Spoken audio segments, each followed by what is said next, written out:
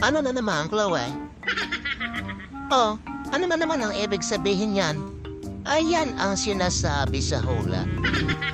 Umiinit ka na naman, kaya pala papampam ka na naman. Tinan mo, nagising na ang barako. Ayan na, siguradong bantay sa lakay na naman yan. At ayan, hindi nagkakamali sa hula.